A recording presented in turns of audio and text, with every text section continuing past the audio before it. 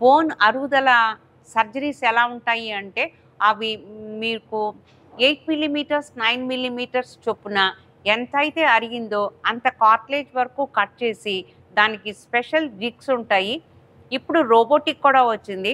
రోబోటిక్లో CT scan చేసి మీకు ఎంత కార్ట్లేజ్ కట్ చేయాలి, ఎంత బోన్ విడ్త్ కట్ చేయాలి అన్నీ రోబో చెప్తుందన్నమాట.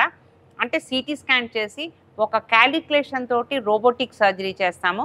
నా కన్వెన్షనల్ సర్జరీనేమో జిగ్స్ ఉంటాయన్నమాట.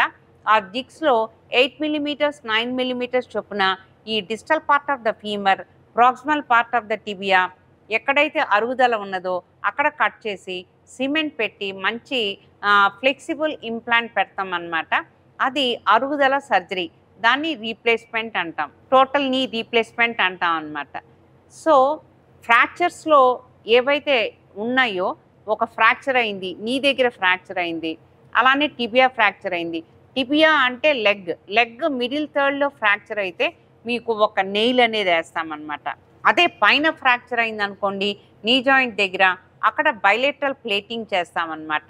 Lateral plating, medial plating. ఒక ప్లేట్ వేసి స్క్రూలు పెట్టి బిగిస్తామన్నమాట. అలానే తోడ ఎముక మధ్య భాగంలో ఇరిగింది అనుకోండి దానికి నెయిల్ వేస్తాం. ఆ తోడ ఎముక కింద భాగంలో నీ జాయింట్ దగ్గర ఇరిగింది అనుకోండి దాన్ని మెటాఫైజియల్ ఫ్రాక్చర్, సూప్రాకాండ్లర్ ఫ్రాక్చర్స్ అంటాము. వీటికి ప్లేటింగ్ చేస్తామన్నమాట. అటువైపు ఇటువైపు ప్లేట్ వేసి ఒకవేళ బోన్ లాస్ ఉంటే బోన్ గ్రాఫ్ట్ పెట్టి ప్లేటింగ్ చేస్తామన్నమాట. సో ఈ ఎముకలు నీ దగ్గర విరిగినప్పుడు మీకు ఆ లిగమెంట్స్ కూడా కొన్ని డ్యామేజ్ అవుతాయి అన్నమాట. అదే మీరు అబోవ్ 50 ఇయర్స్ అనుకోండి పెద్దగా లిగమెంట్స్ గురించి పట్టించుకోము.